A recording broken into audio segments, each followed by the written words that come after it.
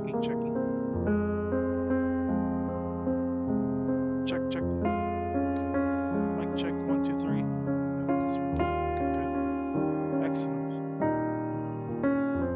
Welcome back to the next walkthrough of Silver Palace Part 2. I'm going to start by saying that I already pulled for the characters that were featured in the banner, but how it worked out was I did hit pity.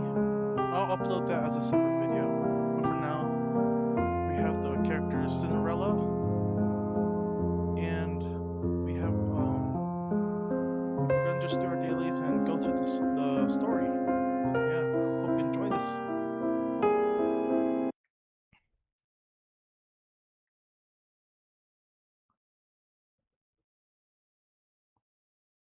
Alright. I forgot to say, I'm in a different part of the map now. Okay, time for today's plans. We're at the border here. Silver and neon. That right there is the palace. This is the border of the map, actually. Let me show you. There's some lag here.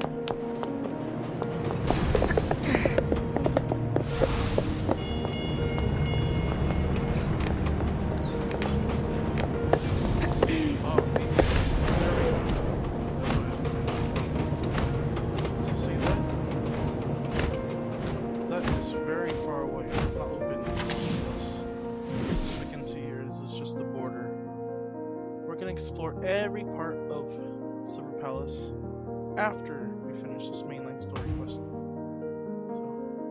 yeah, let's go there. Get started.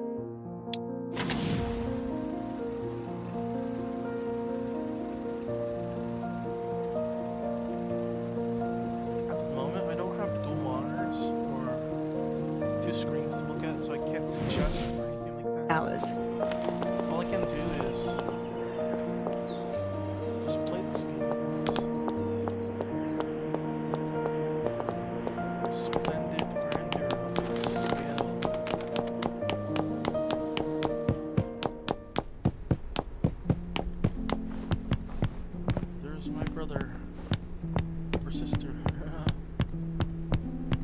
depending on who you play as.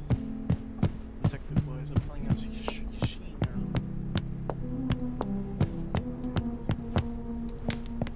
Break the chains that shackle my heart. I must face the demon within my very soul. I need to focus my thoughts and awaken my memories. Ooh, ray tracing. Mental breakthrough. Yes, we have red rose. But let's go with the all-female squad here. Someone's an opportunity to acquire field combat experience. Should I? Let's do it.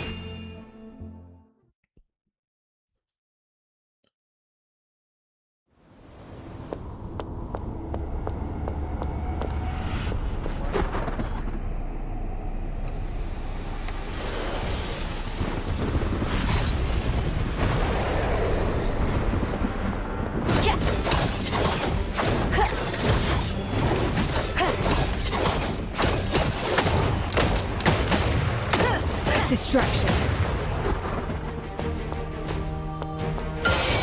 Nevermore.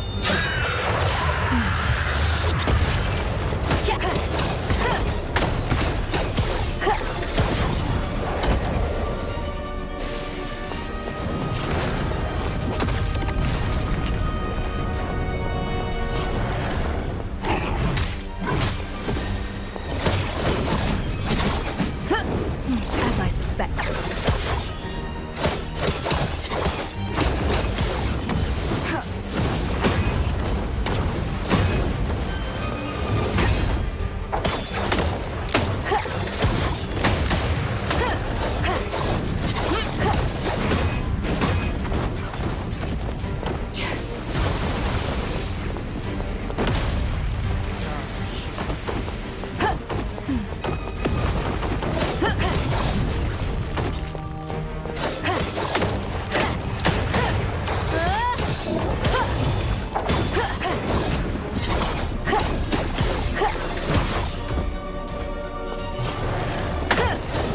all in vain. Sufficient response. Stay sharp. Oh, that kept me really red.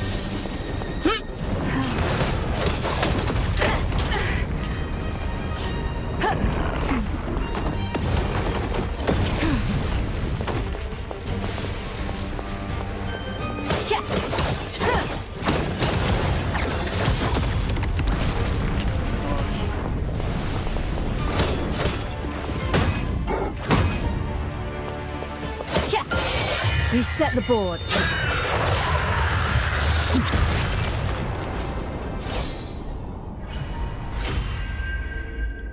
Nice. That was very close.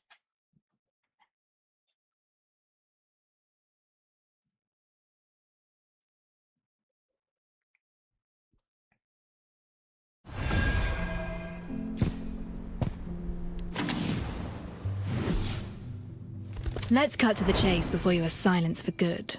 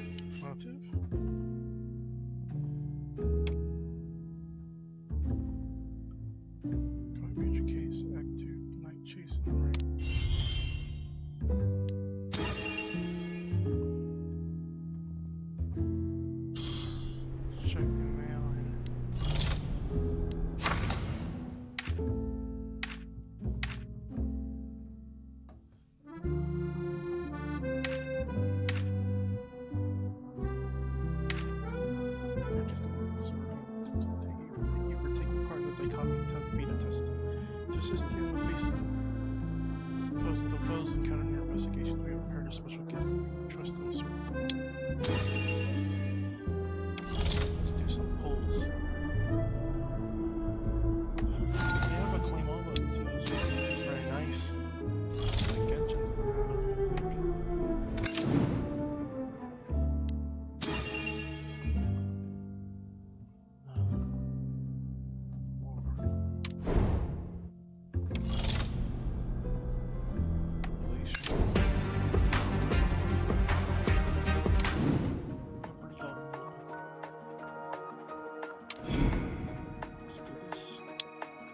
doesn't have, I think.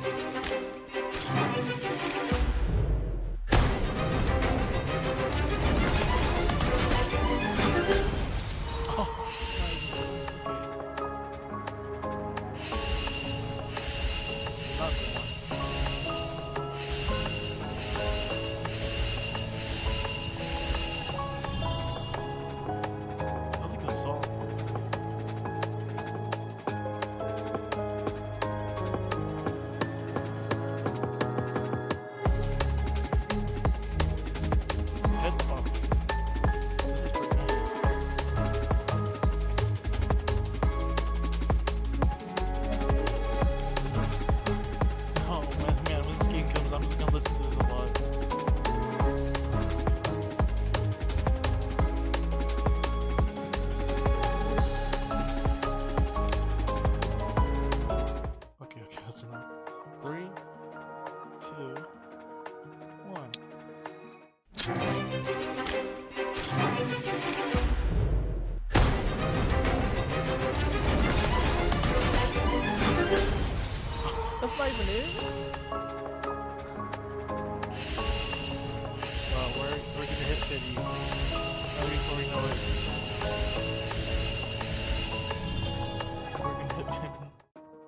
guaranteed to update by sticker. That is the most unlucky thing I've ever seen. I went through all 79. I'm going to go through all 80. I'm gonna do that later. For now, let's just do the standard banner. The motives. Let's draw for the weapons. 3, 2, 1.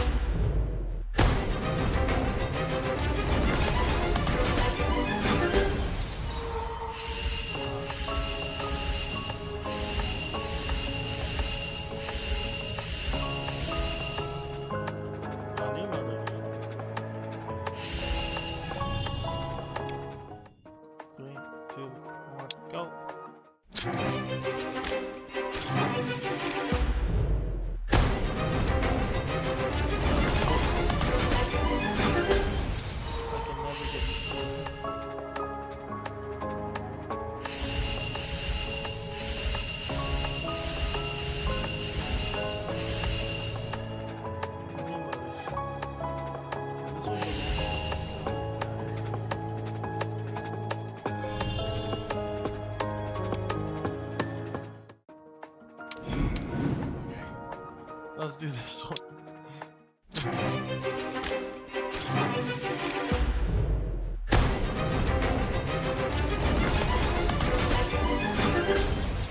Purple. I think it's good. Oh, that's a new motive. Okay, let's just keep going.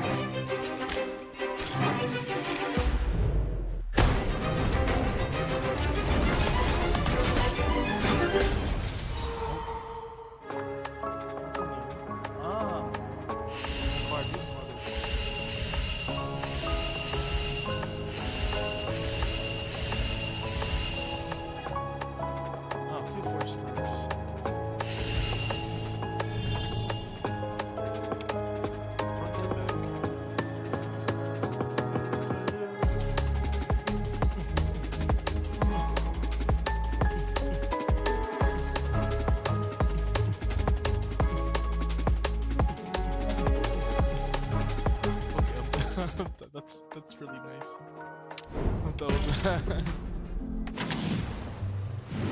Let's see what we can. Let's cut to the chase before you are silenced for good. Hours. Heroes. Oh no. Yeah, we're out. We're out of it. Just keep going. All these motives are good. Lovely. Main motive here.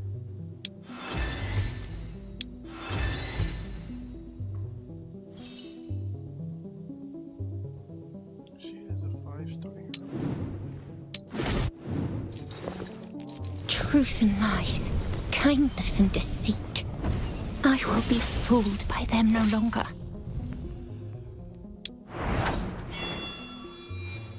Don't do it.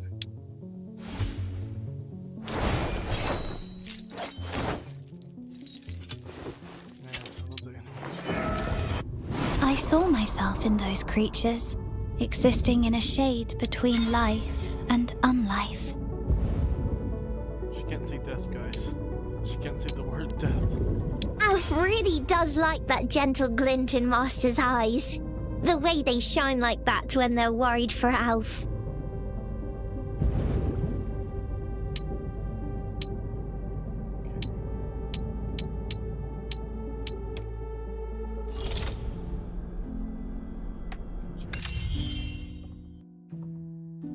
Let's just do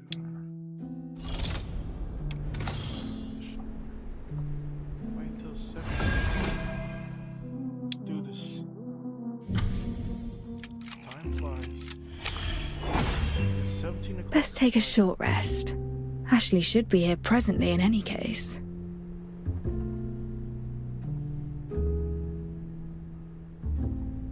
Wait, Cinderella Ashley. Okay, no, I don't want to spoil anything. I don't even know what's going on. 10 minutes have passed, and Ashley has yet to arrive.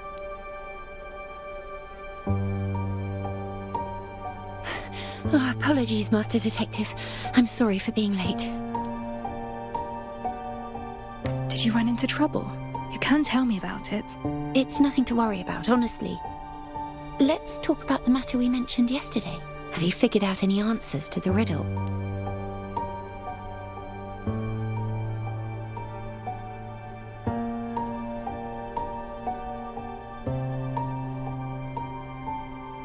My answer is...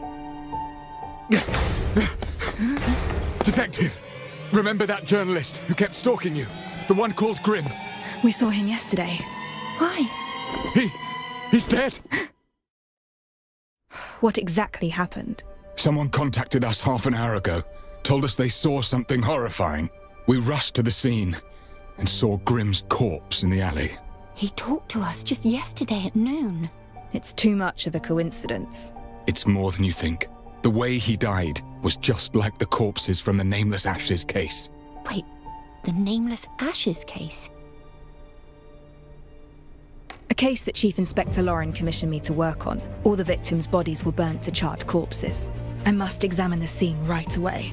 Detective, remember our agreement. You need to act in a team of 2. I formally employ Ashley as my assistant. Let's go. No time to waste. I should head to the scene first. Grimm mentioned he was working on a substantial report, and now this. Might he have offended someone? Exposing the affairs of those in power. The boy certainly had no shortage of ventures. Speaking of which, Grimm was very interested in you. Only recently did I realize that many of your earlier reports were penned by The him. bus is now arriving. Please stand by the stop and prepare to board.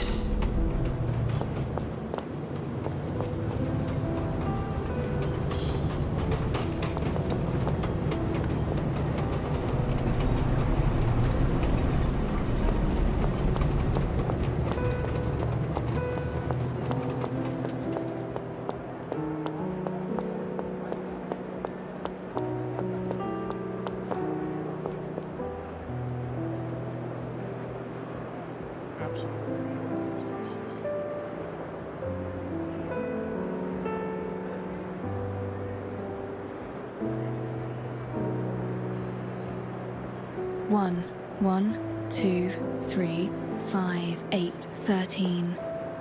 1, 2, 3, 5, 8, 13. What does that mean?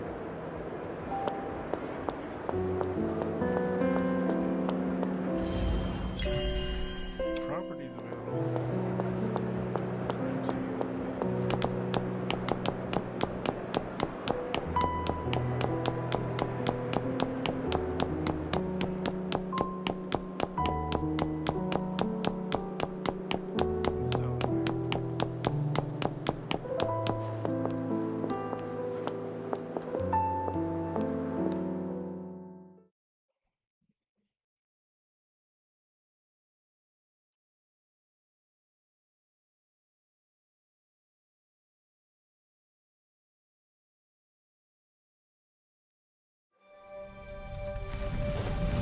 Any chance of a copycat criminal?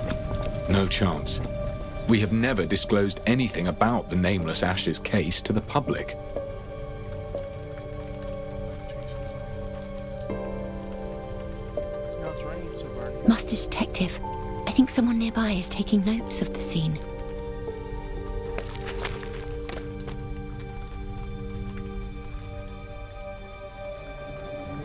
From the beginning, tell me what you saw. I saw him go up in flames. Tis true, I swear. I would come to the alley nearby and water the flowers every sunset before dark. And then I saw this blonde, purple-eyed journalist screaming in the alley. And the lad was covered entirely in flames. Good heavens! It was dreadful. I turned and ran, reported it at once. The rest you already know.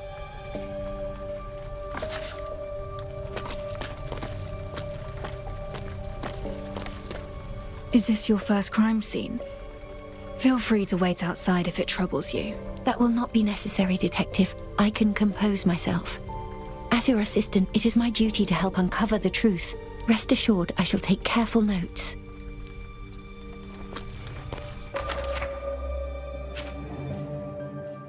Evidence repository. Witness testimony.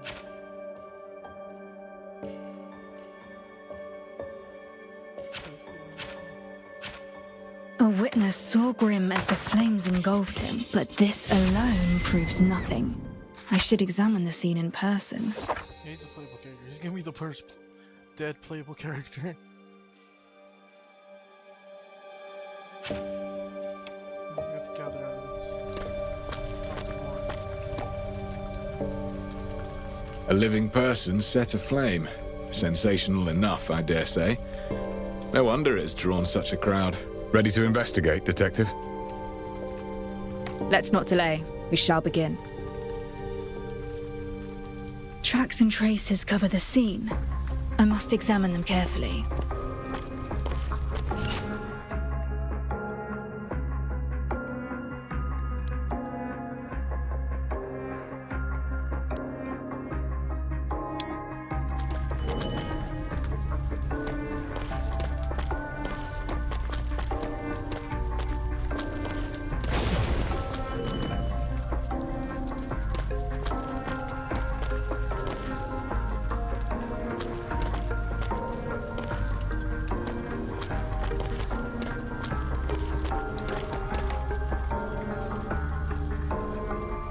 Unlike the corpses in the Nameless Ashes case, this body bears no special mark. A body carbonized by high temperatures. It is completely destroyed. Strange substance with a mud-like texture. It is hard to discern what it actually is. Grim was wearing this iconic wide brim cap when we saw him yesterday. Burnt camera. The very model Grim wore about his neck.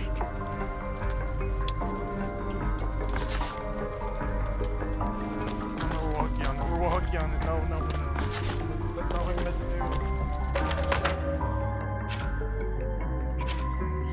do. The deceased has been thoroughly burned and the body carbonized at high temperatures. The nature of death resembles the Nameless Ashes case. Grim's ever-present hat and camera were found at the scene. Given that witnesses claim to have seen him screaming in the flames, the victim's identity is all but confirmed.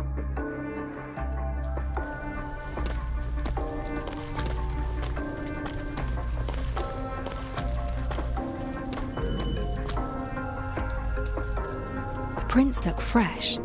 The shoe type can't be distinguished, but it's clear there are two different sizes of footprints. More than one person entered this alley.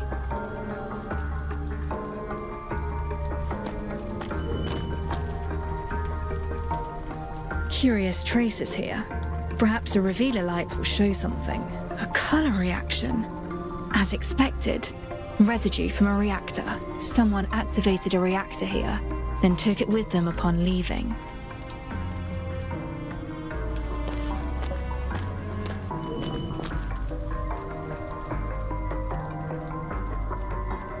A few empty bottles, likely left behind by street punksters.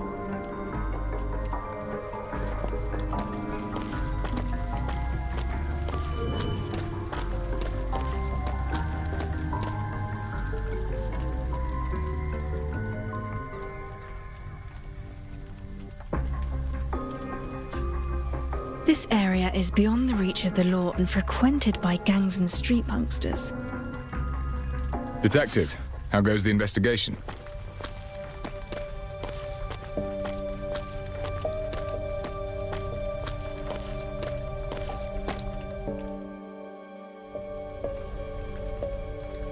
Detective, have you found anything?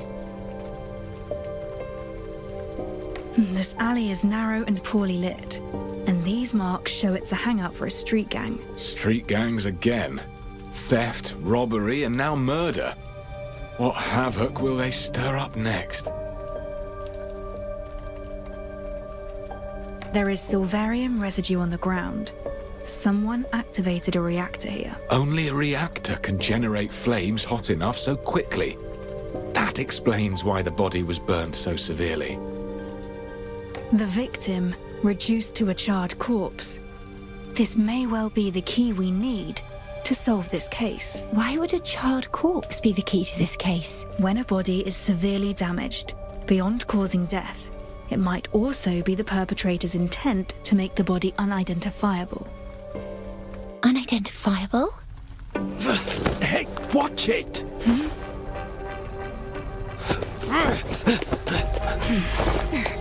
Detective! What's going on?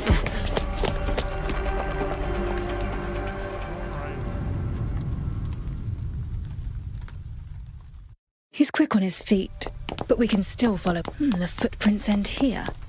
He must have climbed up.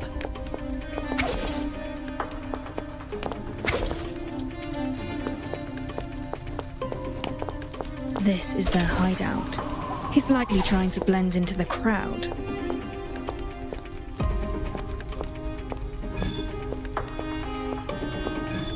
Don't get any closer.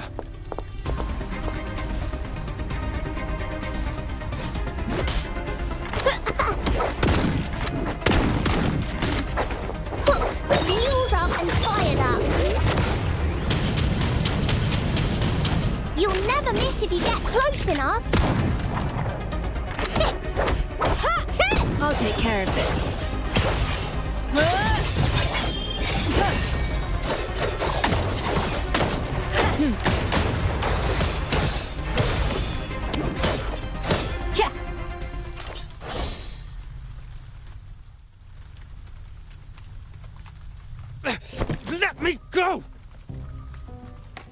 What were you doing at the crime scene? I was just taking a look-see. A look-see. So why run away when you saw us? So what if I legged it? Ah! I had a bit of a scrap with a woman, and now the coppers are all over me. What did you say? Oh, curses. Must have been some uppity heiress. Tell me everything you know. It was just getting dark, right? I heard someone chatting down the alley, see? Right on our turf, mind you. So I thought I'd have a look. And bam! This posh bird comes flying right in my face. And then suddenly she laid into me. What did that woman look like? I couldn't see her properly in the dark. Yeah, but she was dressed to the nines. Loaded, no doubt. Ah! Are you in any way connected to the charred corpse? Charred corpse? No, I was only scrapping with some lass. So don't go pinning this on me, because you lot can't sort your story out. And what proof have you that this woman is not merely a fabrication, spun to shield yourself? Proof? Sure. I got bloody proof. That vicious toff lost her shoe halfway through the fight. I tossed it to the side. Go find it yourself. Now, we common folk get battered and no one bats an eye. Them nobles drop a hair, the whole city panics. Those bloody coppers, just lapdogs for the toffs, that's what. Throw him in the nick. I'll look for the high-heeled shoe he mentioned.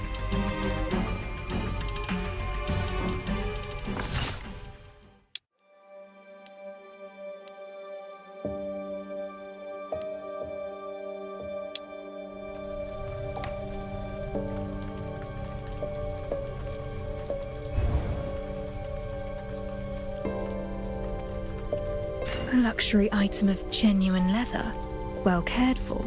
The lining shows clear signs of wear. A woman's high heel in a less common size. An unidentifiable substance clings to the leather, similar to that found on the charred corpse.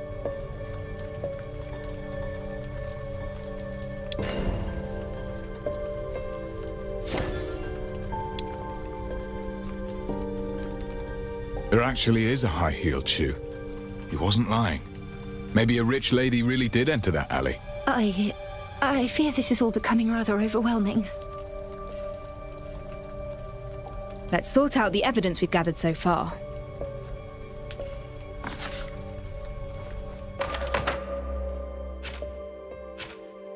It would take a high-powered reactor to produce such intense heat in so short a time. The silverium residue on the ground confirms that the flames originated from a reactor. The street punkster maintains that he encountered a well-dressed woman in the alley.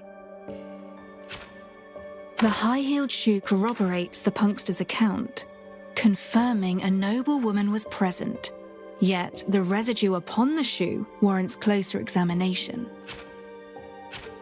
There is a strange substance on the high-heeled shoe.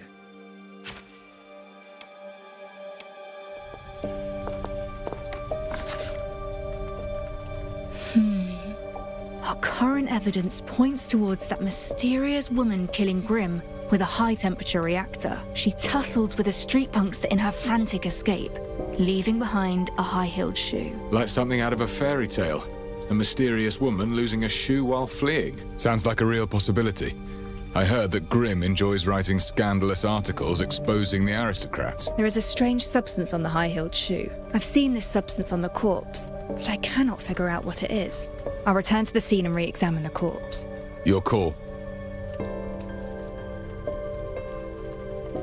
I should return to the crime scene and re-examine Grimm's corpse.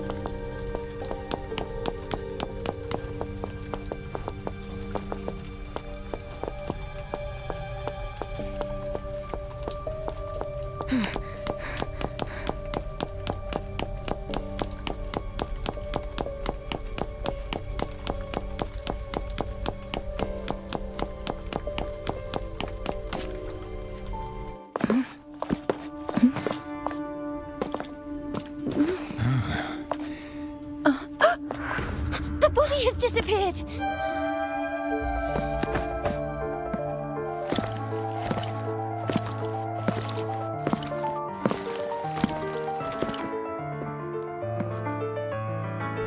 I had it taken away. The body has been transferred back to the constabulary, and I will be overseeing this case from now on. This incident has attracted too much unwanted attention and is severely affecting our duties. Those irrelevant to the case shall leave the scene at once. But we are no mere bystanders. The Chief Inspector himself invited us to assist. Chief Inspector Lauren. This is Rex. He's the superintendent sent by the Navy, specifically assigned to oversee the constabulary. I didn't expect him to come here in person. Recently, the higher-ups are extremely strict about the discipline of the constabulary. We should probably let this slide for now. These two civilians just happened to be passing by the place. So I took the opportunity to ask them about the area. And I never expected the superintendent to place such importance on the case. That's a good thing. Why don't we head back and go over the details?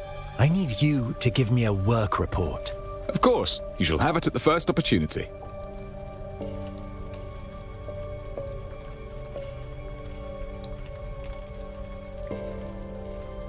This complicates matters. The body has been removed and now the Navy is involved. It seems Chief Inspector Lauren wishes us to stand aside for the moment. Should we return to the office and reconsider our next steps? Remaining here will get us nowhere. Let us head back.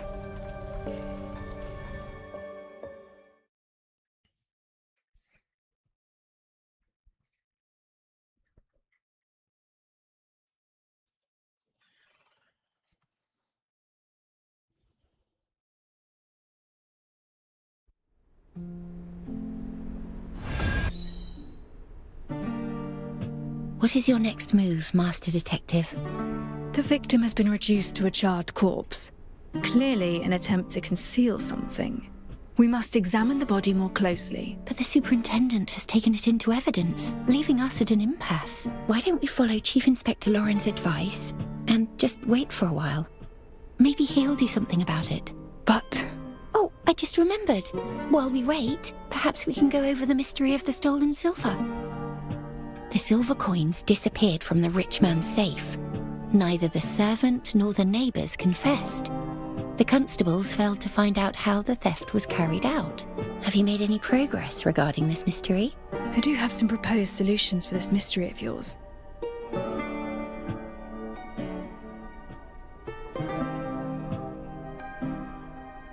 Perhaps the safe never contained ancient coins, but silverium kept in siphons that could flow out from the fine crevices and openings. Silverium flowing out from the crevices and openings.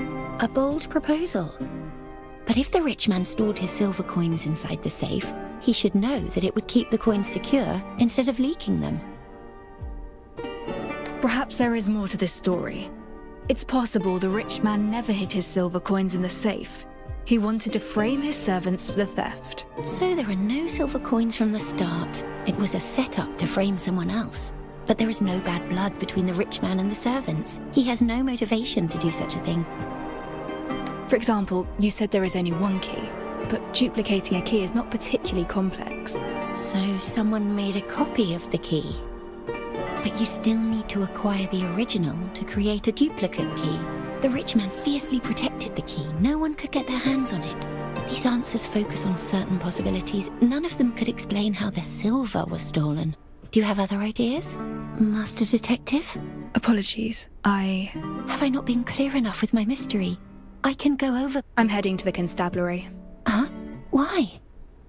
Grimm's case is an unusual murder using extremely high temperatures, a characteristic shared by the nameless Ashes case. I cannot afford to ignore it. I must meet with the superintendent and impress upon him the gravity of this case, and secure my involvement once more. And should he oppose me, I shall see to it that he changes his mind. Is that so? I understand. I shall accompany you, given your resolve to pursue the truth.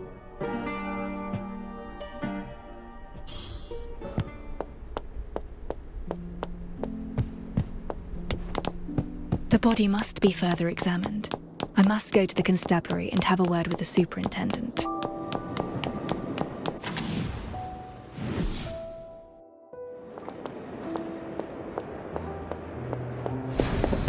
Speed up.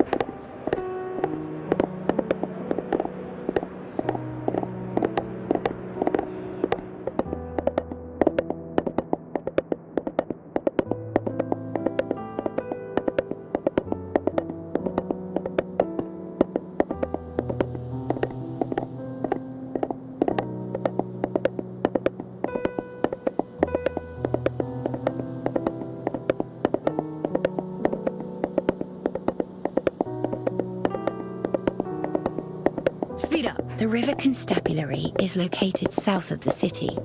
From what I remember, it used to be a large Navy building. When the Navy moved to the eastern estuary, the building was transferred to the Constabulary. The Constabulary itself is a new system led by the Navy, approved by the royal families, and paid for by corporate investments. I do wonder how the Chief Inspector will fare now that the Navy is applying pressure, especially given that the police force was already unstable to begin with.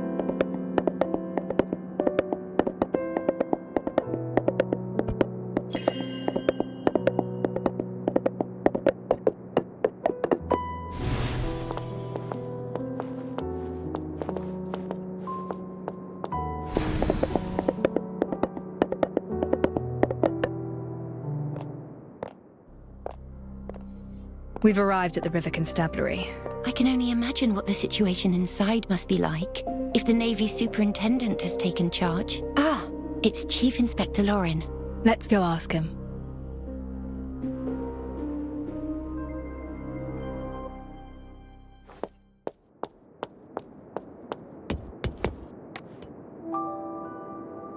How did it fare, Chief Inspector? It fared poorly. The Navy thinks we're bumbling and intends to interfere. They're steamrolling us, especially in the matter where I sought out your assistance. They regard it as a transgression. Our current case shares similarities with the Nameless Ashes case. There's a piece of evidence that I'm interested in. No matter what happens, I need to re-examine that corpse. I understand, but... You again? The civilians passing by the place. Chief Inspector Lauren, as a member of the constabulary, please look to the propriety of your decorum. A simple misunderstanding, Superintendent Rex. I was just venting to a friend, given the recent pressure on the force. Anyway, head off. We'll grab a pint or two afterwards. Always picking up at the small stuff, while the real issues get swept under the rug. We have a leaky second-floor window on the east side, and people sneaking into the evidence room. Nobody cares about that. A leaky window? Take it up with logistics. You know full well I'm in charge of the patrols. At once. You're doing a stellar job. Yes, indeed. Thank you.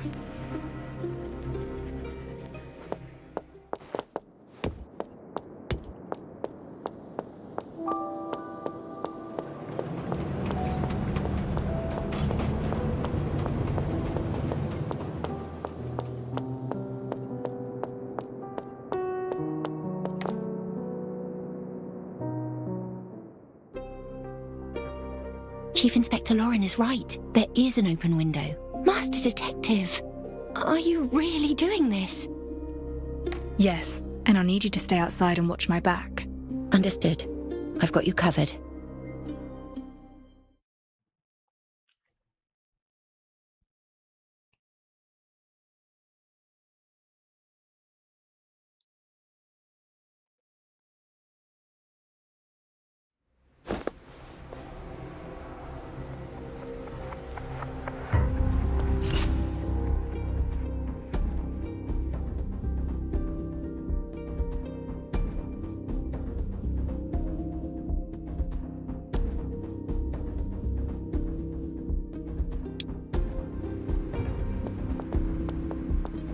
The Navy only sent help because the crime rate's still through the roof. Help?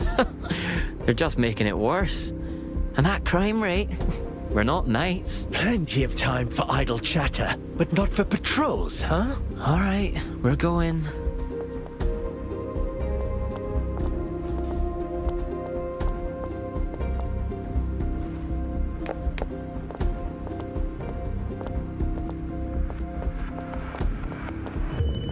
Judging by the furnishings, this office likely belongs to someone senior.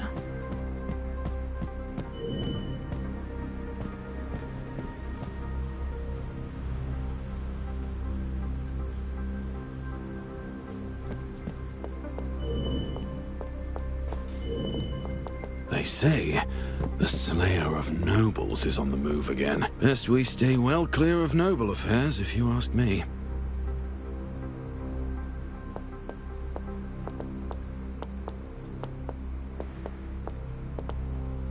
Safe.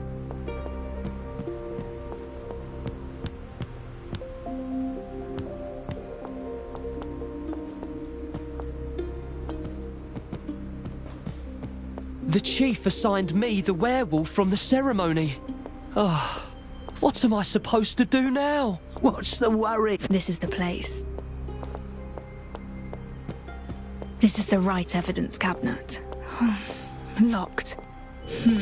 Standard Chubb 3-lever mechanism. Shouldn't be too difficult.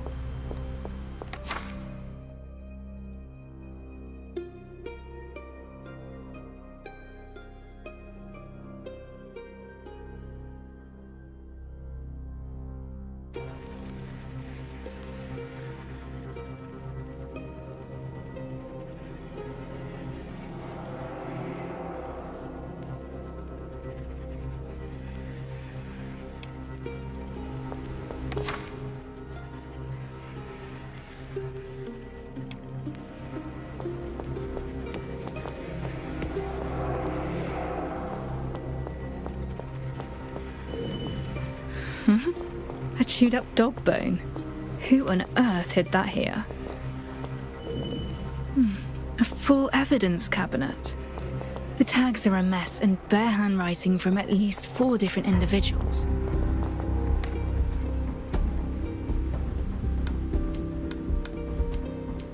Aha! Their core's turning.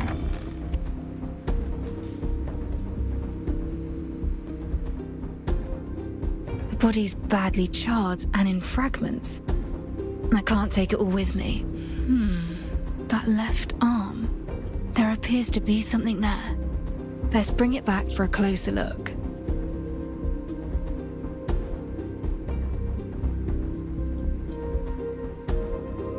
Now I must leave with the evidence.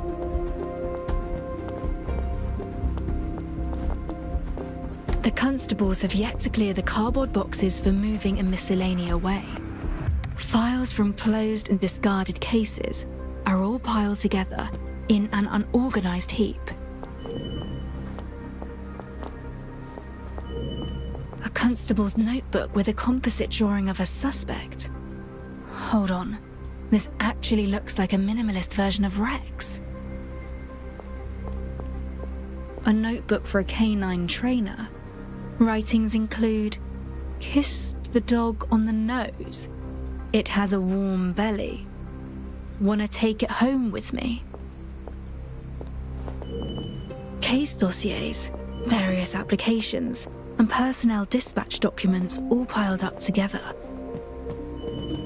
An old and long obsolete coffee machine. Almost all of its paint has peeled off the exterior casing. Have you heard? It's not just the werewolves. There are thieves around. The chief's breathing down our necks for more arrests. But it's easier said than done. Someone's on the stairs. Best be careful.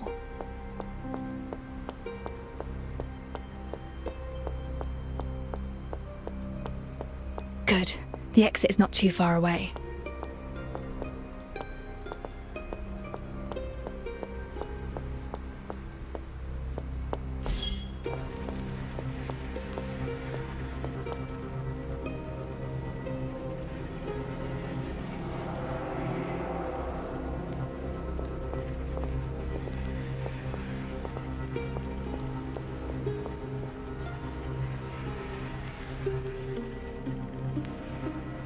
Bother, the main entrance is blocked. I must find another way.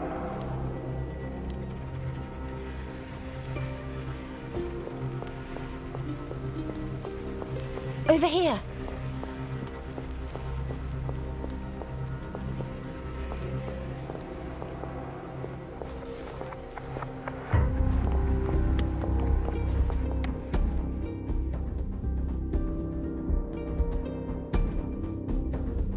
The superintendent was just at the front entrance on his rounds, so I circled around to wait for you. Nicely done. You made the right call. Did you find the evidence? Take these, quickly.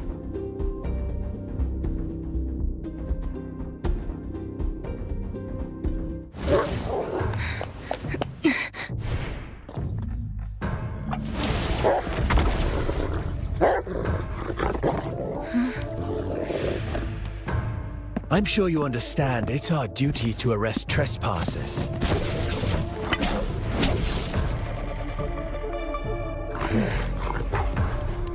We don't have to be enemies. I'm afraid we're long past that. You broke the rules.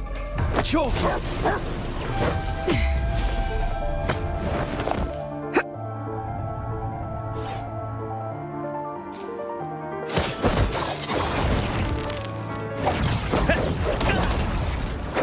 Only a cocktail shaker.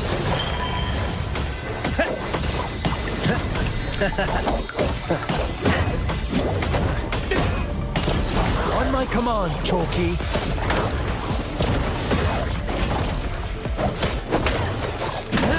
Oh, no, you don't.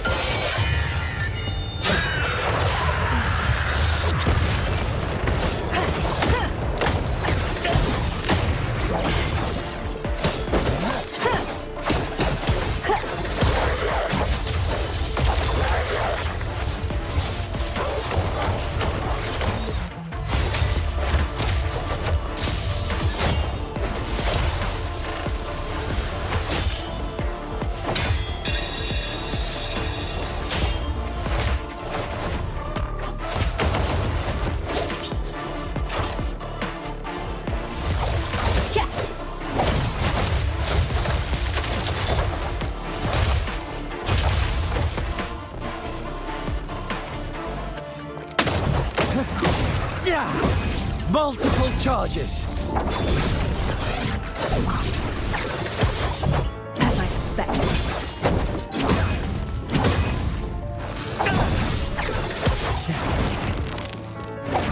At your service, patron.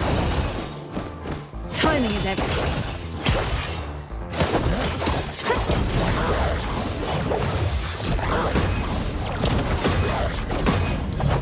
It's all in vain.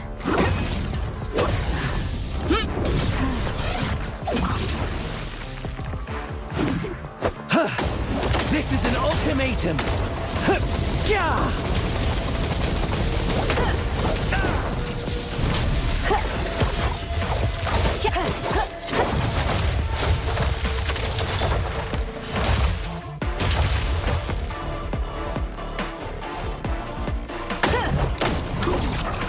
It's all in vain.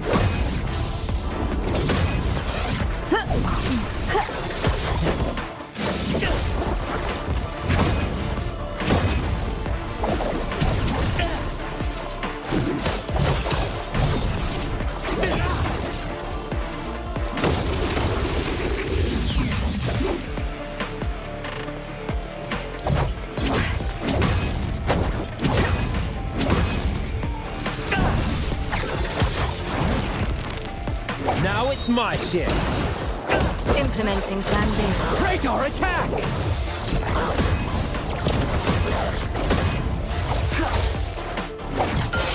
Reset the board.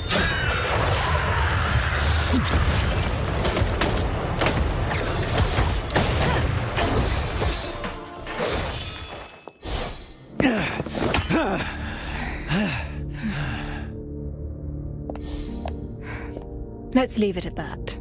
You're strong, but your heavy weapon is holding you back. A nimble combat style would suit you more. Again! Sir! The werewolf who attacked the float has escaped! What? The stabilizer failed to work. It went berserk. We couldn't keep it down. Lead the way!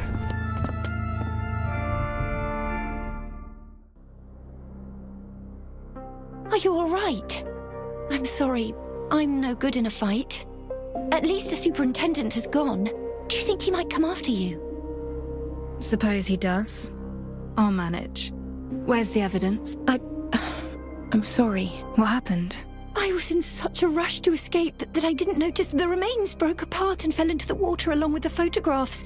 They're ruined, and it's all my fault. This whole venture wasted. We'll have to think of another way. No matter. I'll have to call in some help. While there's little to work with, she is skilled enough that she should be able to glean something useful. What? Oh, I mean, that's wonderful. So does that mean we should go to her right away? Of course. Let's not waste time. We should set off immediately.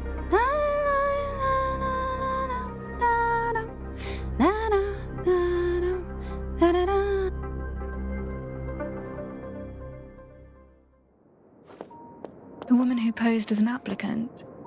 What's she doing here?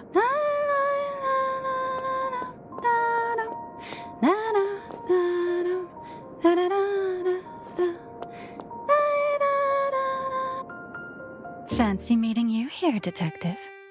You two seem to have undergone quite an adventure. And why are you here, of all places?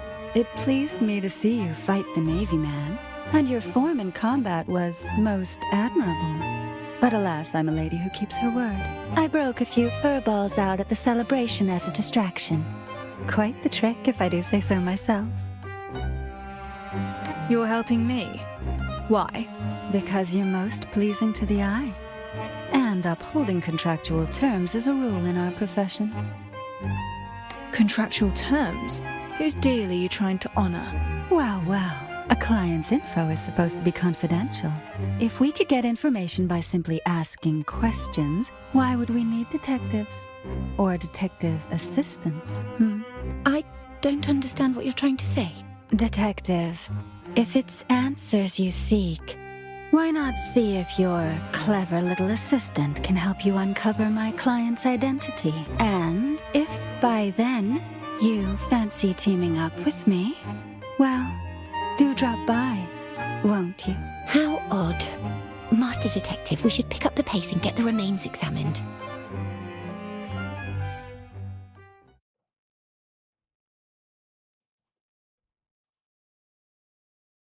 Oh no. Wrong.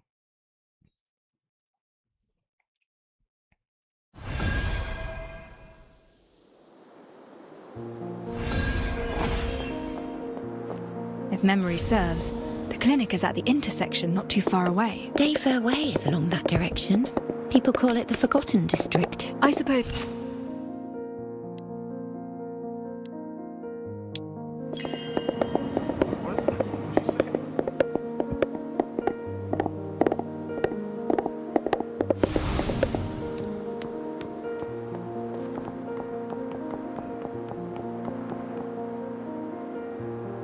This is it, the corner clinic. My old friend runs this establishment. We're to examine the remains at a clinic? I thought they were for those needing a physician. She is a physician. Anatomy is her specialty. She knows how to make the dead talk. Will she help? We've known each other since we were children, and our friendship runs deep. She never fails to help me whenever I ask. And let's ask her to change your bandages while we're at it. Oh dear. That's very kind of you, Master Detective, but I can take care of this minor inconvenience on my own. I tend to become quite anxious at clinics. Just the thought of visiting a physician unsettles me. I'm afraid I must take my leave. Good luck with your friend. I shall await you at the office.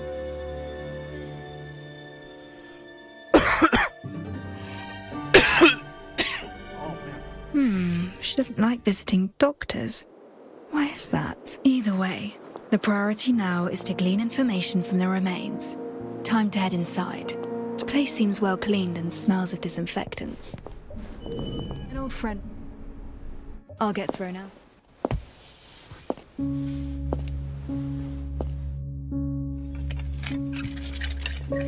Don't touch anything. You better find yourself a seat. Sorry, I can't hear you clearly. Sit. Ship? I said don't touch my things and find yourself a seat. 3 long years.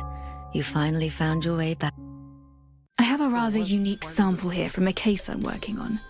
Given your experience with autopsies, I'd like your help in examining it. Incredible way to greet someone after disappearing for 3 years. Didn't expect the first line to be, I'm working on a case. I'm actually curious now. Do you still remember my name?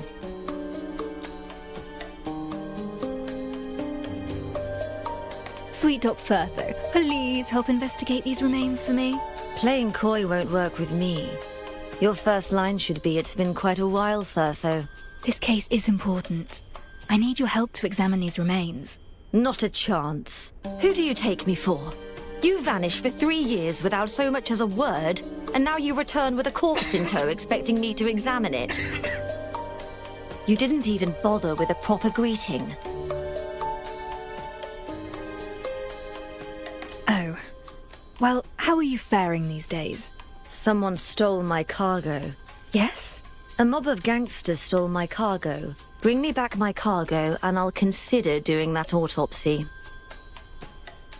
What was stolen from you? You owe me an answer. Yes or no? Certainly. I'll go look for it.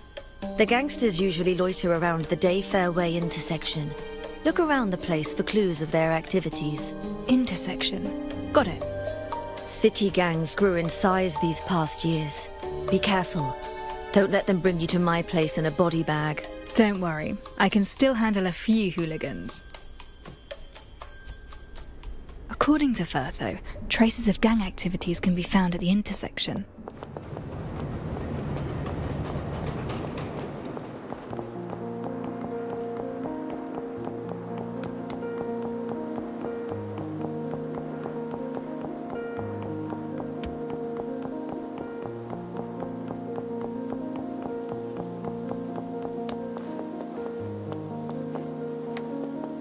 What's she doing? Someone has made off with the doctor's cargo from the corner clinic. Have you seen any sign of it? The corner clinic? Now that's odd.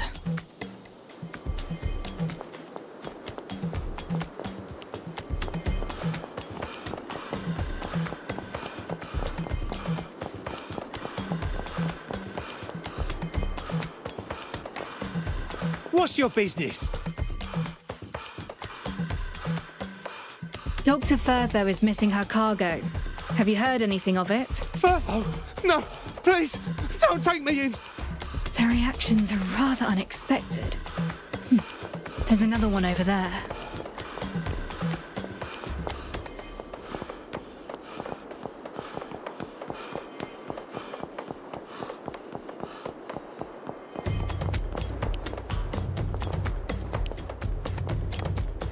Why are you looking at me funny? A doctor's cargo hat. Doctor? No! No! Firtho seems to have garnered quite a reputation. I'll follow this one to locate the gang's den.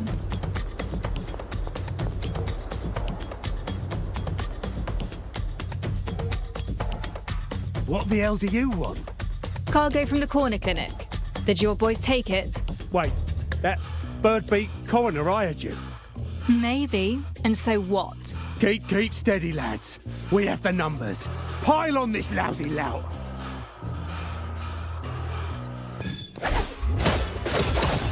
It's all in vain.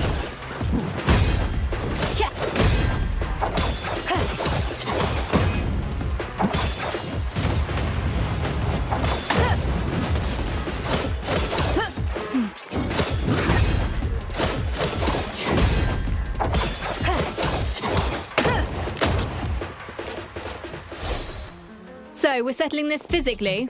Should have cut the chatter and gone straight to the fighting instead. We surrender. The cargo's yours. Just take it and leave us. Got a question for you. You stole Firtho's cargo, yet you're so afraid of her. Why? Firtho the doctor. She visits this place every night and nabs one of us for her experiments. Everyone who came back was a screaming wreck. Their nightmares wouldn't end. We run things round here, and we've a name to uphold. So we made off with her cargo. Thought it'd put her in her place. Now we know we stepped on the wrong toes. We'll never touch her property again. Experiments? Regardless, I have the cargo. Time to ask Firtho to help me examine the remains. Excellent.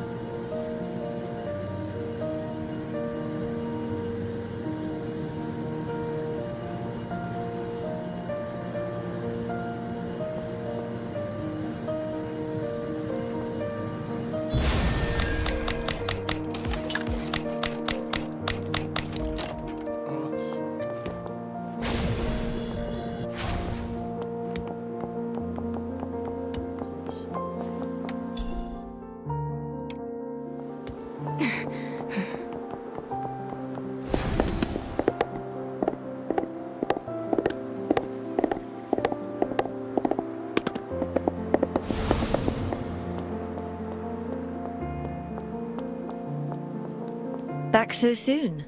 Now that's efficient. I'm downstairs. Meet me there.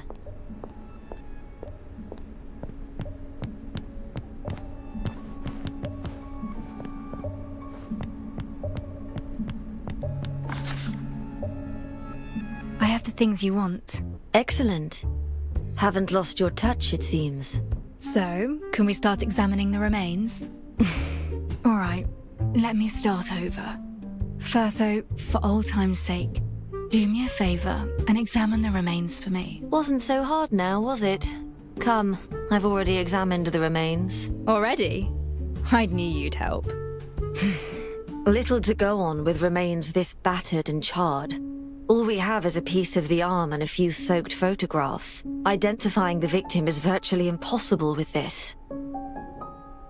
Can you identify the victim's sex? Judging from the pelvic features in the photos, the victim is male. How old is he? The pubic symphysis suggests he's likely over 30. I noticed some foreign matter in the arm. Surgical pins, metal. The victim likely had surgery after fracturing his arm at some point. I found something that might interest you. The cause of death. We found clear signs of arson at the scene. Are you suggesting that wasn't the cause of death? The victim's limbs lay straight in the photographs, rather than bent in a defensive posture. This means that the deceased had no signs of life when the fire started. You're telling me that he was already dead before he was burned? Correct. In summary, the deceased is a male over 30. The cause of death remains unknown, though it was certainly not by burning. An adult male. Grimm's male. But younger. And then there's the fractured left arm. And it wasn't the fire that killed him. Don't worry, my conclusions should be watertight. Unless the Royal Academy and the centuries of knowledge it accrued have all been mistaken. I have faith in your judgment. The rest is detective work. Oh, and I also found a viscous substance on the remains, containing no human tissue. A viscous substance with no human tissue? I found something similar at the crime scene. Can we figure out its purpose or use? It must be identified on a proper laboratory table. Alas, this humble clinic of mine is not furnished for this task. Well, my office is, and it's already unpacked and prepared. I should head back and start the analysis right away. Hold on. Take this. What is this? It's from the cargo you retrieved. A special type of stabilizer. It soothes the mind and suppresses recurring nightmares. I specifically formulated this for you, you know. I never mentioned my nightmares. I'm a doctor. I can tell much simply by looking at a patient. For example, the pallor of your face. Much appreciated, then. By the way, the gangsters told me that you were experimenting on them. What exactly is going on? Experiments on living subjects. I don't have time for running those. Many of them were ridden with skin rashes, infected by a highly contagious strain of varicella. Recently, I've been working with the Academy to develop a new kind of serum. It uses weakened pathogens to help the body adapt in advance and build resistance to actual infection. Unfortunately, the only route of administration is via subcutaneous injection. Hence, I had to get hold of a few, restrain them to the bed, and inject them. The good news is that the recent batch proved its worth with an 80% success rate. The spread of the disease has been contained. Oh, is that so? They do not understand the treatment methods you employ. Such actions may cause them to fear you. Why fear me? I'm the one helping them avoid the infectious rash. But you just reminded me how convenient it is to reach them. I have several new medicines, and I do intend to invite them over for a few trials. And they happen to be a most agreeable lot. You will succeed. Now, if I may, I'm taking my leave for my office. Yeah, that's fine. Wait, we got further? What?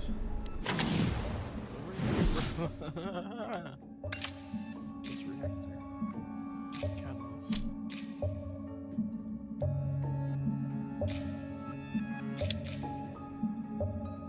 Acetic acid. I think that would be for something else.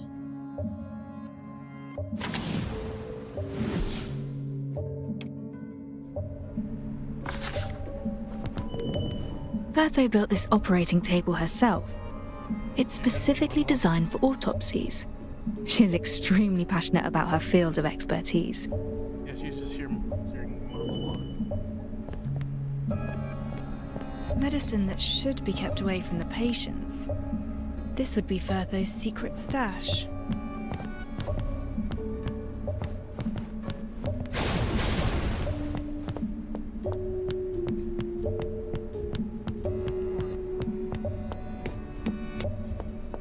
The results of the autopsy contradict the witness's testimony. If the witness did not lie, then there is only one possibility. Back to the lab table then, to verify my hypothesis.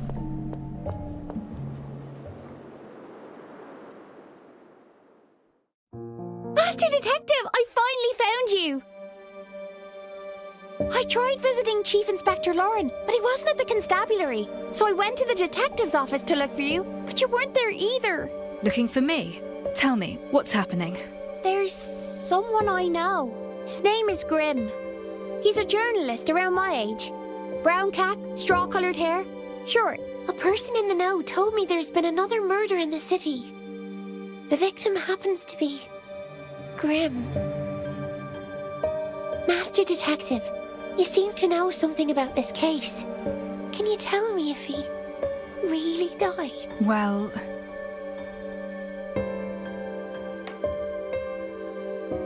Oh, thank goodness. I knew that cunning dodger wouldn't die so easily. He still owes me plenty of tips. Master Detective, there's something... It could be really important. Just yesterday, Grimm secretly told me that he was investigating a super important case on his own. He even found the key evidence. Key evidence? He didn't tell me what it was. But just yesterday, he told me that he hid it in the safest and most unthinkable place. Master Detective, this is all I know. I hope this tidbit can help you out. If you find the truth, please get it published in the papers.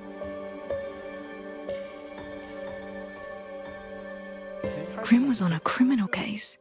Now, that's an unexpected finding. But this also proves my approach to be correct. I just need one more piece of the puzzle.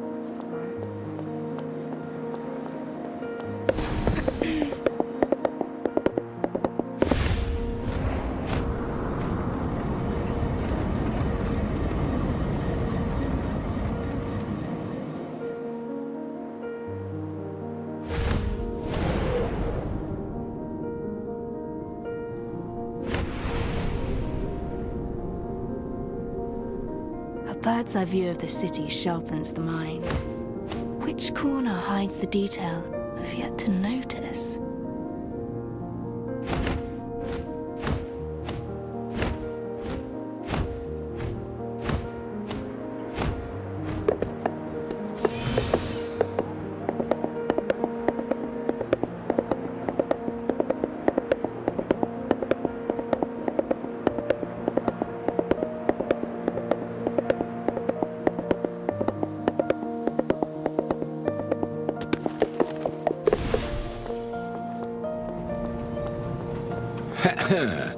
I've got more to tell.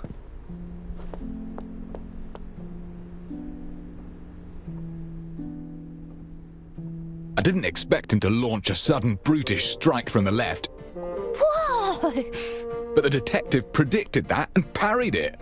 That's awesome! With a light twist, the detective shifted Rex's weight, immediately following up with a series of swift strikes. And yet, you merely stood by and watched. Is that not a little... Really? Well, I think I was helping plenty by not getting in the way. You all seem to be enjoying your discussion. You're back, Master! Everyone's here! Our esteemed superintendent has his hands full combing the city for werewolves. So I thought I'd slip away and see how things were coming along.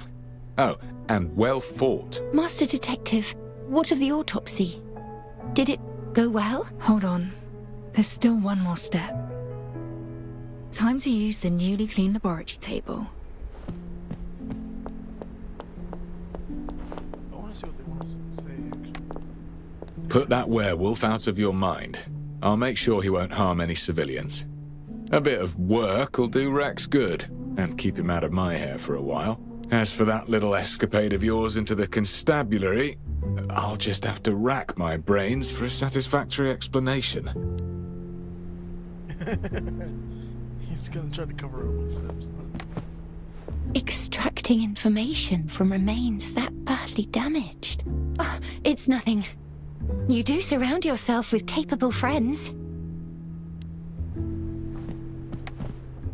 Oh, you're incredible, Master. You took the superintendent down in a flash. Alf wants to help you fight too, Master. I won't get in your way.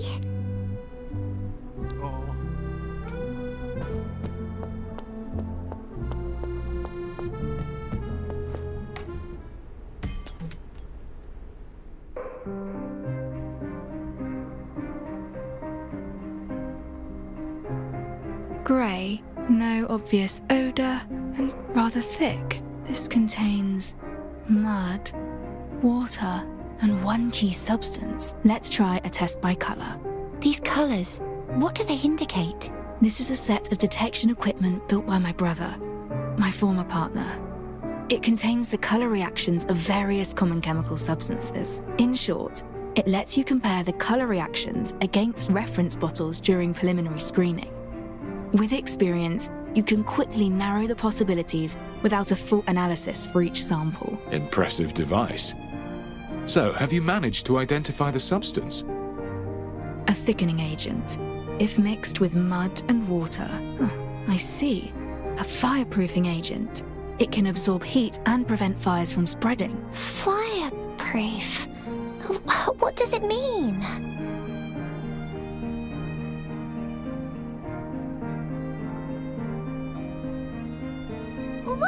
Don't touch that, Master! You'll get burned! I'm not burnt. The evaporating water carries away the heat, shielding the skin beneath. This substance works like magic. Does that mean? The truth behind the incident is slowly revealing itself.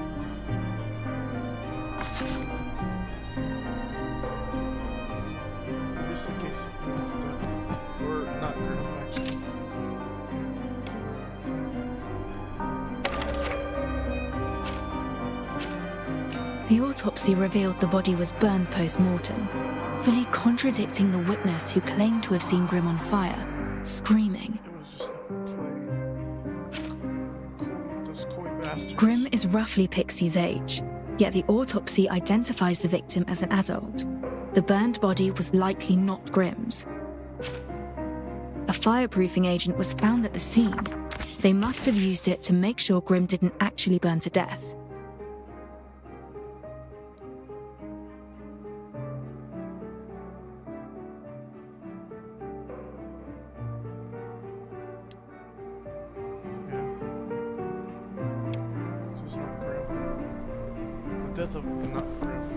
Based on the evidence, I believe I have a general idea of what actually happened. Mindscape time.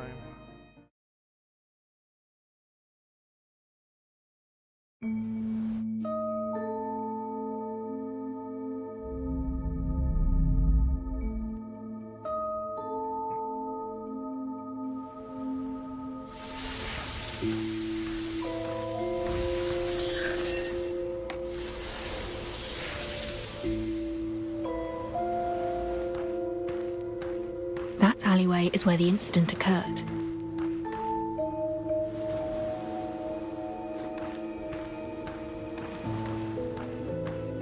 Late afternoon, dusk.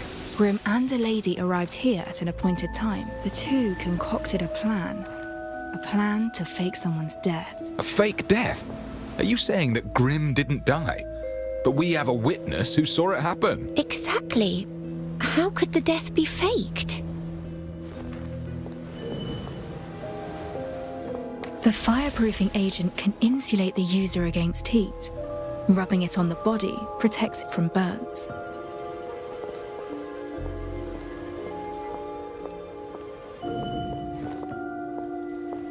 Alcohol is the most easily acquired flammable material.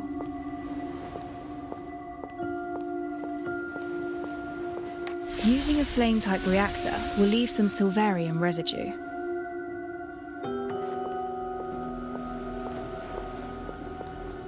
Grim places his camera and hat down by the side, and then applies the fireproofing agent to his entire body.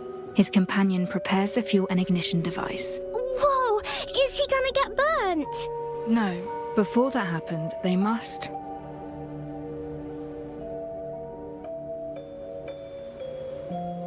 Since Grim faked his death, they would need another body to burn in his place. But this was probably not the time the body was laid.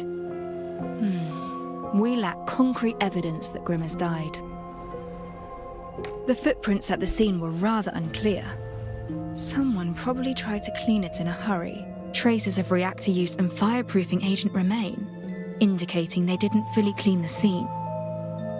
The witness who saw Grim in flames is a nearby resident. According to his testimony, he would water the flowers every afternoon at that. They timed it precisely, igniting the fire just as the resident appeared.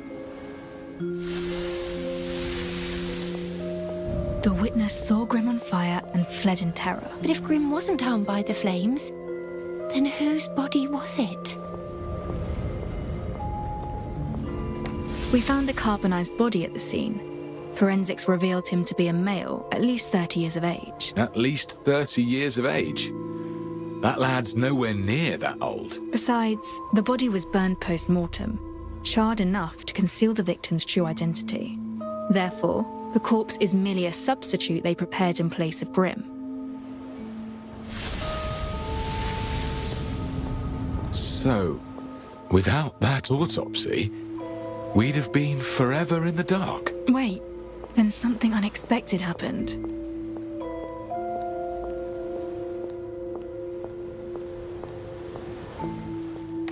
The alleys in high piers see little traffic, but you can never predict when a street kid might wander into one.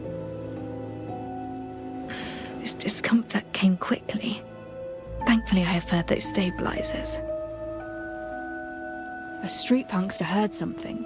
He entered the alleyway to see what happened. But anyone walking in would see something they weren't supposed to. That's correct. They had already set up a perfect witness to see Grim covered in flames. If this unwanted witness saw Grim moving around after his supposed death, everything they did would be a waste of time. To protect Grim from being discovered, his companion immediately...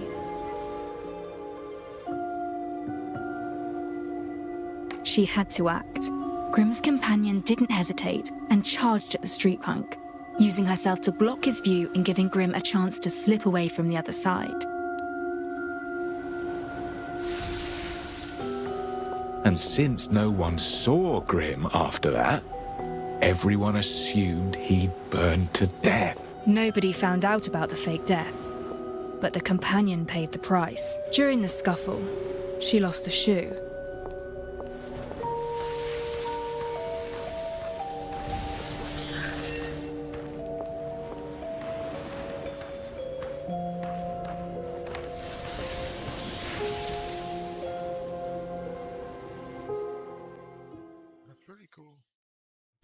That's a pretty cool feature they put in the game. The Mind Palace.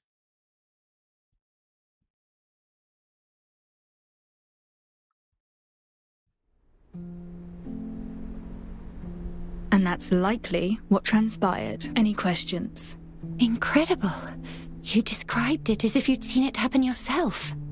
Your fame is well earned, Detective. Can't believe Grim faked his death right under our noses. Faking your own death isn't without danger. But I still can't figure out why he would do it.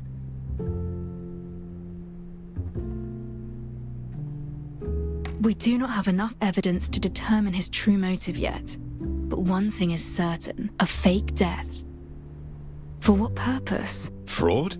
No, it aims to convince others of your death. Indeed, faking one's death becomes an option only when death becomes a necessity. Grim did mention he was investigating a big story, and Pixie claimed it was a case, not just a story. Perhaps Grim had become a thorn in someone's side. Someone with considerable power. Why else would he go to such lengths to fake his own death? He could have simply hidden away or taken a train out of town. Are you saying that he's being hunted? Then whose body is it? If it wasn't Grimm, we still have a murder on our hands. Someone got burned to cinders. Did Grimm kill a man and use the victim's body, all to fake his own death so that he could escape? There's not enough evidence to determine his identity. All we know is that he was a man in his 30s with a previously fractured left arm, and we still don't know who killed him. What about that noblewoman then? Who is she? If she's an accomplice to Grimm's fake death, she definitely knows something. Unfortunately, we know very little about this lady as well. Our only clue is the high-heeled shoe she dropped, which lets us estimate her height. A person's height is about 7 times the length of their feet. Based on the size, she is slightly shorter than 5'3". A needle in the haystack, as it were. Besides, not everyone's height matches that calculation. Do we really have to scour the entire city, trying this shoe on every woman, just like in that fairy tale? Not yet.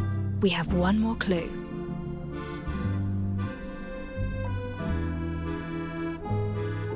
Bertho's autopsy report has already given us all the help it can.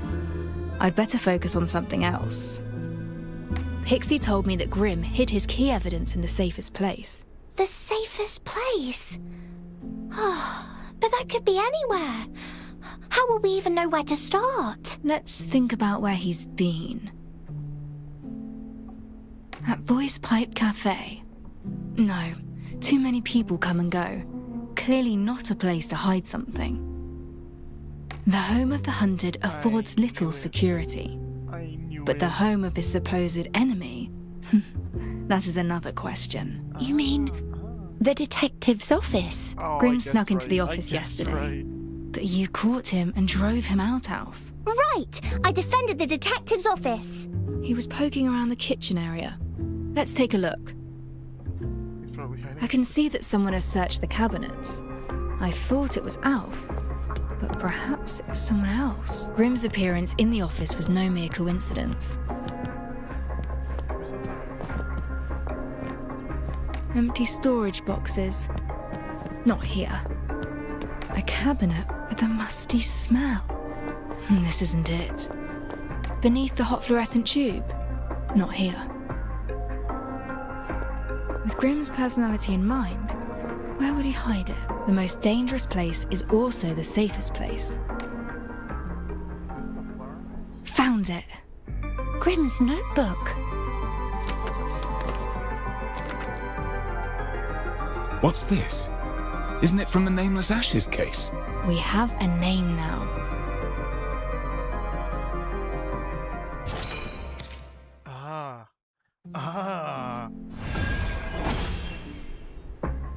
We have the evidence.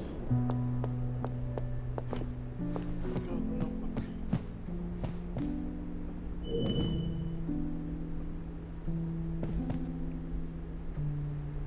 Wait a minute. Building trust. This photo? No. Impossible.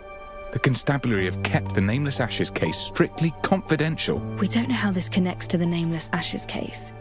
Yet, it proves that Grimm faked his death. He planned in advance and hid in the notebook. What landed Grimm in deadly trouble is within this notebook.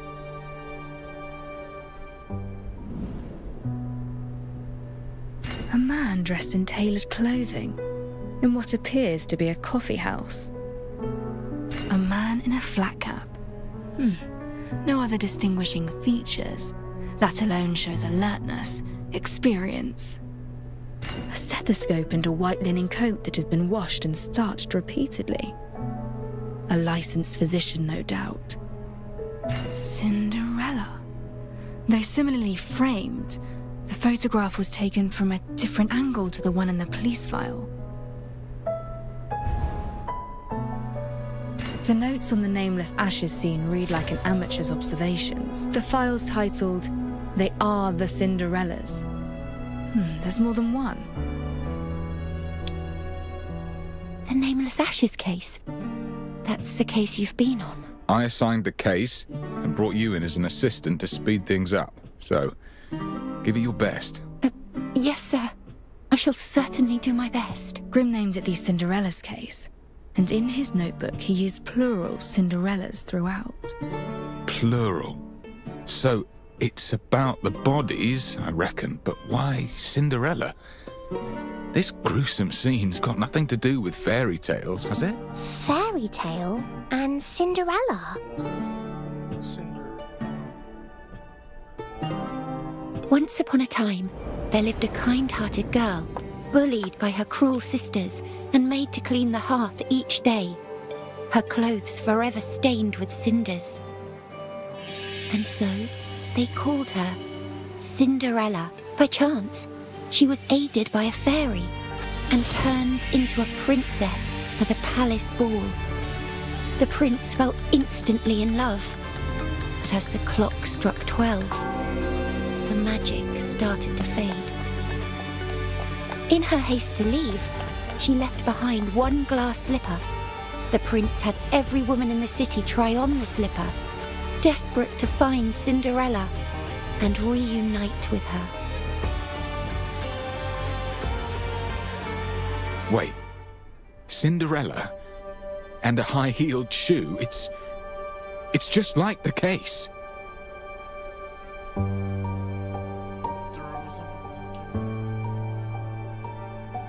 Losing the shoe wasn't part of the plan, just a result of someone walking in on them down the alley. Then how should we proceed?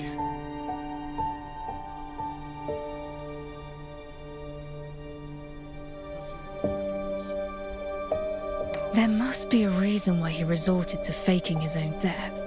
It's likely to do with someone he's crossed. Even so, we need more leads to reach a true conclusion.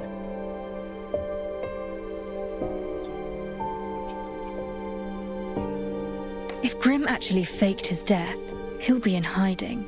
Find him, and we find a lead. But trying to find someone determined to stay hidden in this city is like looking for a needle in a haystack. We start with our new leads. These photographs. 3 of us, 3 photographs. Let's split up to save time. I know that face. From the papers, perhaps. I shall search the constabulary archives and figure out his identity. Very well. Then I'll look for the doctor. I have a doctor friend myself who may have insider information. We've fewer leads on this last photo, but Alf and I shall do our best.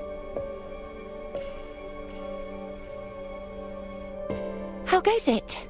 Any leads? Lauren is optimistic, yet the search will take some time. What of the doctor? Yeah, I want to keep one. Your contact's helping us out again, is she not? Like when she checked the remains. Ah, well. Yes, she'll help out. I'm sure of it. I'm deeply sorry, Master Detective. We've no substantial leads on this last photo. You don't have much to work with. Don't fret about it. Just tell me what you found for now.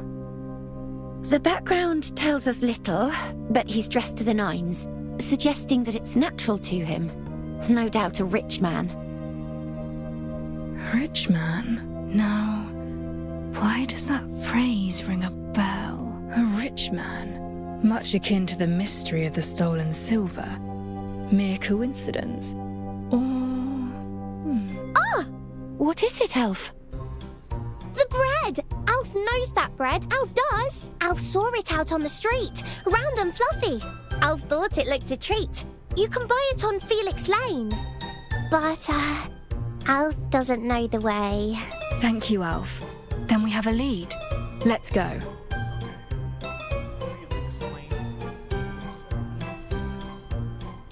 Felix Lane is just south of my office. Shall we? Let's go. It's nighttime. Wow. Where could Grim be hiding, Detective? Find him, and these mysteries will unravel before us. I've got a feeling that rooting Grim out may not be such a good idea. Why ever not? Great peril forced him to fake his own death.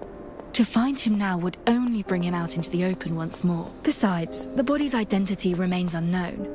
Grim may well have blood on his hands. We must prepare for any eventuality. I see. Viewing things objectively from every angle, considering all possibilities. You're a fine detective indeed. So many shops. We must be close. Where do we start? The photo shows the area in front of the bakery. Let's see if we can spot it nearby.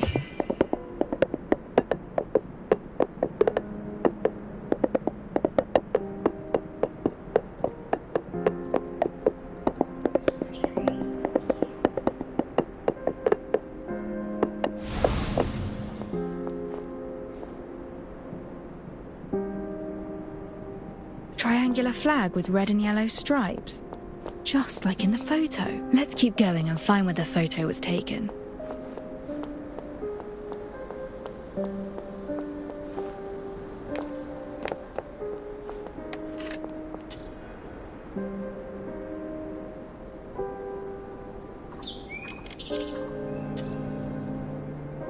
This is the place. We should ask the bakery owner if they've seen the person in the photo.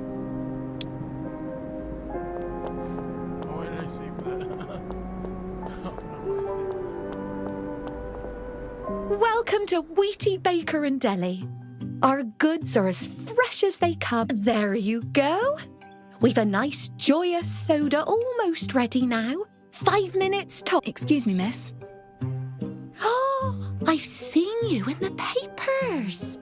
Detective, yes? Comoz is the name. Fancy seeing you in person. Oh, and a friend of yours. You look rather lean.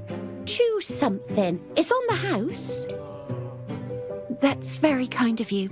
But we're actually here looking for someone.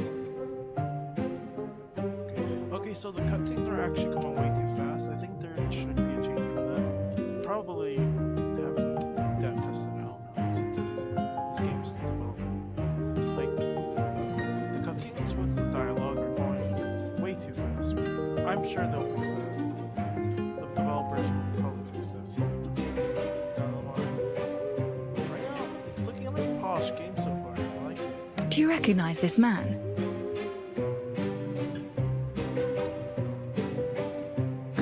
Sure I do. Used to be a regular of mine. Well, I'll be. You forget my name all the time, Mrs. Commos, but you remember him. And here I thought your memory was failing. Well, mainly because a short blonde fellow came looking for him already, you see. Short and blonde? That's likely Grim. Used to be a regular, Mrs. Commos. Doesn't he come anymore? Indeed. See, he had a scuffle with the blonde fellow just outside and even knocked my bread over. A shame. That's the last I saw of him. His maid comes in his stead these days. A loaf each of joyous soda and salt bread. As per usual, Mrs. Commos. Thank you. Ah, speak of the devil. Good day.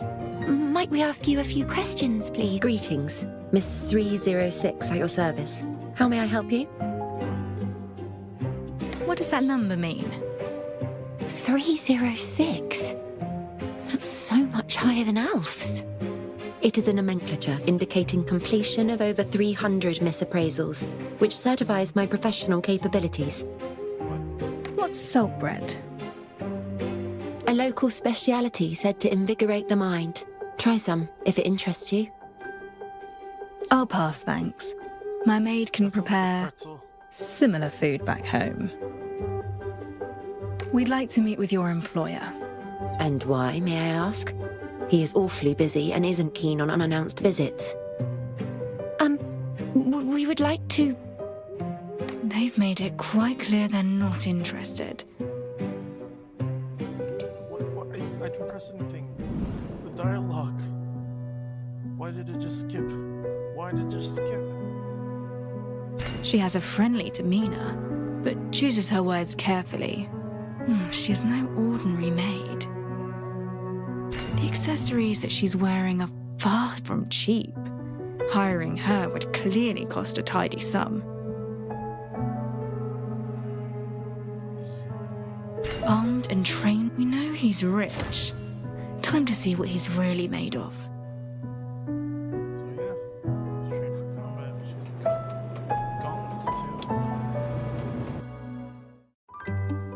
We're here regarding your master's business. His considerable assets have undoubtedly piqued others' interest, and he may well have incurred losses, hence the need for a maid who... But all you can do is react. You cannot guarantee your master's fortune will remain entirely safe. Unless... What if I told you... Huh? Detective's an expert in this field. Act now, and we may protect his finances while reclaiming any loss. Is that so? Then I shall arrange a meeting. I hope you can help him. He is working at the Royal Bank at present. You may inquire for Daniel Bolden at the front desk.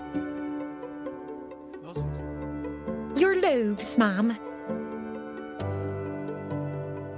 I thought we were done for when she first shut us down. But your quick thinking saved us there, Detective. You reacted pretty quickly too. Instead of accepting defeat, find a way to get your foot... That's our lead. Let's head to the Royal Bank, post haste. It's on 4 Crown Street, Finance Quarter. Let's go. Yeah, they're gonna have to work on the cutscene timing and like the dialogue timing. It's like pretty off to understand the story, but I got the general idea. Let's see what this is about.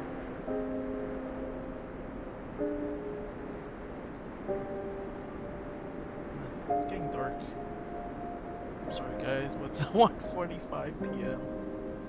God. Oh my god. Alright. Well, I think we'll stop right here on the second part of Silver Palace. This is a playtest, by the way, so not everything is final. Like this dialogue here that says it right here. This is a test version, does not represent the final quality of the game. So yeah, I hope you guys Society is a system of chaos. What links seemingly unrelated fragments together may be logic, but it could also be illusions or conspiracies. Why is she talking? Actually, she's supposed to be now. The idol is very interesting. Strange stuff.